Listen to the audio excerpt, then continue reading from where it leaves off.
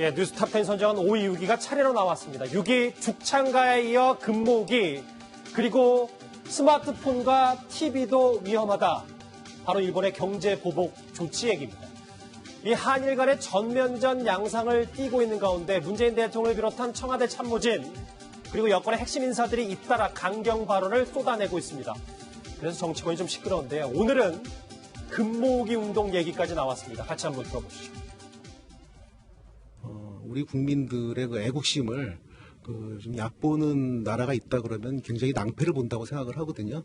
외환위기 때 금모기까지 했었던 국민들이고요. 지금은 지도자를 중심으로, 대통령을 중심으로 국가와 국민이 일치단결해야 될 때라고 생각을 하고요. 국익 앞에서 조금 초당적으로 이렇게 대처를 해야 될 엄중한 시점이라고 생각을 합니다. 물론 좀 엄밀히 따지면 이현정 의원님, 양정철 민주연구원장이 금모기를 하자라는 얘기가 아니라 IMF 때 금모기를 한 우리 국민을 일본이 얕보면 낭패다라는 얘기를 한 겁니다. 최근에 금모으기 운동, 국채보상 운동, 죽창, 그다음에 배 12척 등등 해서 정말 거의 독립운동 하자는 듯한 그런 이야기들이 사실 여권 내에서 나오고 있는 상황인데, 자, 자세히 한번 보십시오. 우리가 금모으기 운동을 어떻게 하게 되는가를 보면 결국은 당시에 YS 정부가 정말 외환위기가 닥쳐옴에도 불구하고 펀드멘털 튼튼합니다. 걱정하지 마세요. 라고 이야기를 하다가 결국은 그 국제금융통화 위기를 맞은 거 아니겠습니까? 결국은 정권이 무능해서 결국 IMF 위기를 맞았어요. 그 정말 우리 국민들이 그런 극복하기 위해서 정말 금모으기 운동을 한 것 아니겠어요? 동학농민운동 어떻게 했습니까? 결국 무능한 구한말 조정을 위해서 결국 죽창을 들은 것이거든요.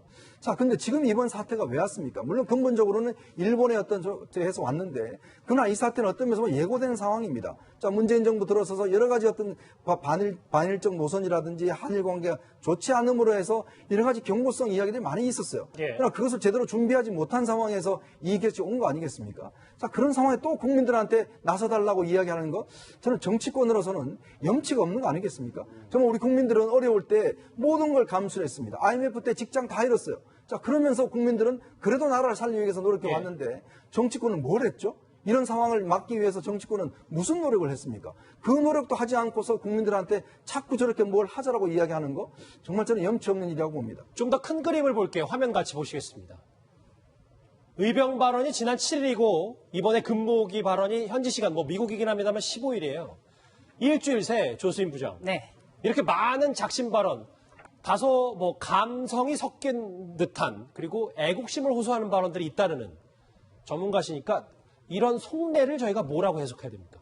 그러니까 외교를 국내 정치에 활용하면 안 되는데요. 지금 굉장히 감정적이에요. 여기 문재인 대통령은 이순신 장군의 12척의 배까지 인용을 했습니다. 그런데 이 금모으기를 빼고는 전부 다 인용이 저는 잘못됐다고 봐요. 왜냐하면 의병이라든지 또 동학이 왜 일어났는가, 전몽준 장군이 왜 죽창을 들고 나섰는가, 또 국채보상운동이 1907년부터 왜 이러는가를 생각해 보면 당시에는 우리 정부가 무능하거나 우리 정부가 할 일을 못하고 있었고 아예 정부가 없었던 상황이란 말이에요. 그런데 그런 정부의 무능을 그러면 우리 정부가 시인하는 것 아니겠습니까? 그래서 비유도 굉장히 부적절했고요. 그럼 또한 말씀 끊어 죄송한데 그럼 금모으기라는 비유 자체는 이 다른 역사적인 사실과 비교한 것보다는 그래도 괜찮다라는 말씀이십니까? 금모으기 같은 경우에는 김영삼 정부 때 한보철강 부도라든지 이런 걸 막지 못해서 우리가 IMF라는 구제금융을 받을 수밖에 없었던 정말 굴욕적인 사건이었어요. 그것도 역시 어떻게 보면은 정부의 무능이긴 하죠. 그런데 이제 금모으기는 우리 스스로가 정말 분연히 떨쳐 일어났다. 알겠습니다. 아마 그 점을 좀 강조하는 발언 같고요. 나머지는 전부 다 정부가 할 수 없는 일, 이 지경이 됐기 때문에 국민들이 일어선 거거든요. 그런데 정부가 그런 말을 함으로써 정부의 무능을 어떻게 보면 자인을 하고 있다. 이런 아쉬운 생각을 지을 수가 없습니다. 그리고 또 한 가지는 정부 여당이 야당에 비해서 100배 이상 힘든 것. 바로 분노하는 것이 아니라 대응을 내놔야 하기 때문에 굉장히 어렵다는 점입니다. 그런데 정부가 여당이 이렇게 분노를 하고 감정적으로 나서면요. 될 것도 안 됩니다. 그리고 일본에 정말 명분을 주는 거죠. 저러니까 우리가 계속해서 한국을 괴롭혀야 된다라는 명분을 주는 것. 이것 때문에 더 안 되는 겁니다. 그리고 또 한 가지. 문재인 정부와 지금 더불어민주당은 김대중 정부를 계승하고 있는 정부와 정당입니다. 김대중 정부 때 1998년 10월에 김대중 오부치 선언이 있을 때 김대중 전 대통령이 방위를 했어요. 그래서 일왕 앞에서 천왕폐하라는 말을 2번이나 합니다. 김대중 전 대통령이 역사 인식이 부족해서 그런 얘기를 했겠습니까? 과거의 역사와 앞으로 나가야 될 역사와 그리고 국가의 미래를 위해서 여러 가지 큰 거를 본 겁니다. 바로 김대중 전 대통령의 실용주의, 그러니까 상인의 현실 감각을 선비의식과 어떻게 조화를 시키느냐, 바로 이것이 정치의 본류라는 겁니다. 예, 알겠습니다. 어쨌든 뭐 예전 김대중 전 대통령 시절 그리고 과거의 항일 외교는 좀 감성적인 것보다 실리를 찾아야 된다 뭐 이런 말씀이신데, 자 그런데 이 여권 핵심 인사들의 이 작심 발언 말고도 오늘 문재인 대통령이 총리 없는 국무회의에서 이낙연 총리와 외교 역할 분담론을 언급했습니다. 주목해볼 만한데요. 같이 들어보시죠. 우리의 국무총리도 정상급 외교를 할 수 있는 위상을 가지고 있다고 봅니다. 제가 총리 해외 순방에 대통령 전용기를 제공하는 것도 단순한 편의 제공의 차원을 넘어 총리 외교의 격을 높이려는 노력의 일환입니다. 총리의 순방 외교에도 많은 관심을 가져주시기 바랍니다. 그러니까 지금 일본의 경제보복이 최대치, 지금 최고의 정점에 달한 상황에서 총리가 어딜 가냐라는 비판을 대통령이 직접 해명을 하고 설명을 하고 있는 거 아닙니까? 그런 거죠. 그러니까 왜냐면 사실 이제 이낙연 총리 같은 경우에는 원래 예정된 일정을 소화하는 것이고요. 제가 볼 때 이제 우리가 외교를 하는데 꼭 일본의 문제도 다른 나라 외교가 만나서 얘기하면서 그 문제도 또 얘기할 수 있는 거 아니겠습니까? 그런 차원에서 본다면 이낙연 총리가 외국을 방문하는 것 자체가 문제라고 저는 보질 않고요.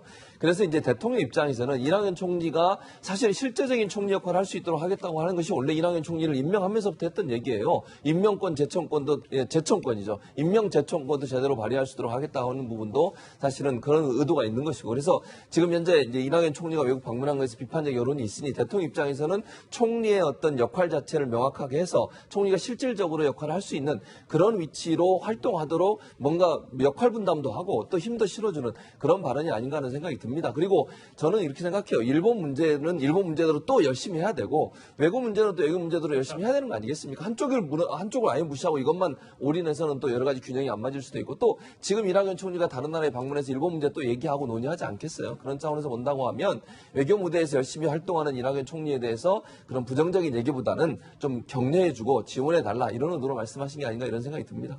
이현정 의원님, 근데 좀 더 한번 깊이 들어가 보면 원래 지난주부터 이낙연 총리 대일 특사 카드는 계속 얘기가 나왔는데 오늘 대통령이 언급한 시점이 조금 늦었다는 분석도 있어서, 그럼 혹시 이게 정치권이나 청와대에서 이낙연 총리 카드에 대해서 다른 셈법이 있는 거 아니냐라는 생각도 들 수 있는 거 아니겠습니까? 저는 이제 어제 대통령의 말씀 중에서 이제 일본에 경고를 보낸 강한 메시지 이면에 외교는 이 문제를 풀겠다는 또 메시지가 있어요. 그거는 뭐냐 하면 어떤 면에서 보면 지금 이제 대통령께서도 이제 아마 외교적 해법을 굉장히 모색하고 계신 게 아닌가라는 생각이 듭니다. 그리고 또 우리 안을 고집할 필요는 없다라고 이야기를 하셨잖아요. 이제 그런 상황에서 오늘 이낙연 총리의 이야기를 한 것은 어떤 면에서 보면 앞으로 이낙연 총리의 역할을 상당히 좀 비중 있게 하겠다라는 측면으로 이해가 됩니다. 왜냐하면 이낙연 총리는 뭐 동아일보 시절에 일본 특파원을 오래 했었고 또 일본어도 능숙하고 그다음에 일본에 굉장히 인맥도 많습니다. 예. 그리고 이 문제를 풀 수 있는 저는 적임자라고 보거든요. 그렇다고 한다면 저는 아마 오늘 대통령의 말씀은 결국 이제 이낙연 총리를 앞으로 대일 특사를 통해서 수순을 밟는 풀어주기 거죠. 위한 좀 힘을 실는 저는 그런 말씀이 아닌가로 이해를 하고 있습니다. 자, 경제보복과 관련해서 지금까지는 정치권의 움직임을 봤다면 좀 화면에도 지금 나왔지만 이 장기화되면서 이 재계 기업의 얘기도 좀 살펴봐야 됩니다. 반도체뿐 아니고요. 스마트폰과 TV 산업의 발목을 잡을 수도 있다. 이런 우려가 점점 커지고 있습니다. 조수인 부장. 네. 뭐 여기도 나오는데 차세대 디스플레이 원래도 핵심 소재가 일본산이고 스마트폰도 리튬 이온 배터리가 대부분 일본산 소재. 물론 이게 지금 적합하게 일본의 경제 보복계는 아직은 들어가지 않았습니다만 앞으로 이렇게 파생될 수도 있다라는 우려가 커지는 것 같은데요. 그렇습니다. 이 이재용 삼성전자 부회장이요, 최근에 반도체를 포함해서 스마트폰 그리고 TV 부문 경영진과 만나서 비상계획 마련을 당부를 했습니다. 예.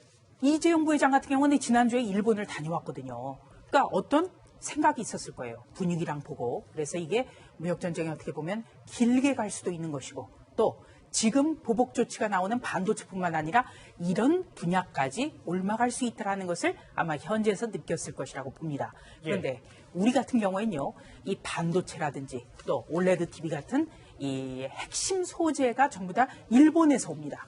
그렇기 때문에 이 부분에 대해서 공백이 길어지면 우리 대기업들은 정말 직격탄을 맞습니다. 그래서 지금 일본과의 무역 조치에서 정부가 외교적인 어떤 그 돌파구를 열어야 된다는 얘기인데요. 지금 삼성 같은 경우에는 반도체는 말할 것도 없고 그렇죠. 차세대 디스플레이, 올레드 핵심 소재도 일본산이고 리튬이온 배터리 대부분이 일본산 소재입니다. 그래서 이번 무역 전쟁을 어떻게 하면 잘 봉합을 하고 이런 최첨단 소재에 대해서 우리나라도 우리 기술을 가져야 된다. 이것도 굉장히 우리가 눈여겨볼 대목입니다. 왜냐하면 일본의 경제 보복이 있기 전에 이재용 삼성전자 부회장이 지난 4월에 비메모리 분야에서도 꼭 1등을 하겠다 이렇게 포부를 밝힌 적이 있습니다. 같이 그 목소리 들어보시죠. 이제 데이터 기반의 4차 산업혁명 시대에는 거대한 세상을 움직이는 작은 엔진이자 우리의 미래를 열어가는데 꼭 필요한 동력이라고 확신합니다. 메모리에 이어서 파운드리를 포함한 시스템 반도체 분야에서도 당부하신 대로 확실한 1등을 하도록 하겠습니다. 저렇게 이제 포부를 밝혔었는데 최진봉 교수님 보니까 일본의 보복이 지금 출발부터 휘청한다. 이게 삼성의 사실 앞으로 미래 먹거리잖아요. 그렇죠. 저는 이렇게 생각해요. 일본이 일부러 그렇게 한다고 저는 보거든요. 왜냐하면 비메모리 분야에서 우리나라가 치고 올라가고 있고 삼성이 지금 열심히 하고 있는 상황이잖아요. 그래서 간격을 줄이려고 하고 있어요. 비메모리 분야 예를 들면 이런 거예요. 지금 수출 규제가 돼서 들어오고 있는데 메모리 분야는 전혀 문제가 없어요. 지금 반도체 생산에. 그 말은 일본이 메모리 분야는 별로 관심을 안 갖고 우리나라가 수출을 계속 하도록 놔두고 있는 거거든요. 그러면서 지금 그 제품을 주지 않는 분야가 비메모리 분야예요. 그 말은 우리가 지금 5G 시대에 VR나 AR 또는 인공지능 관련해서 여러 가지 기술을 개발을 하고 있고 치고 올라가면 삼성이 일본의 기업들보다 훨씬 더 앞장설 수 있는 기회를 가지려고 하는데 그걸 막기 위한 전략이라고 생각이 들어요. 그러니까 겉으로는 강제징용 문제도 물론 들어가 있고 정치적 문제도 들어가 있지만 어찌 보면 우리나라가 경제적으로 성장하는 것을 일본이 막으려고 하고 견제하려는 의미도 함께 갖고 있다. 그것이 결국은 비메모리 분야에서 생산에 차질을 일으키도록 여러 가지 수출 물자를 규제하고 있는 게 아닌가 이렇게 분석해 볼 수 있을 것 같습니다. 알겠습니다. 지금 일각에서는 물론 아직은 조심스럽긴 합니다만 지금 밑에 준비가 돼 있나요? 예.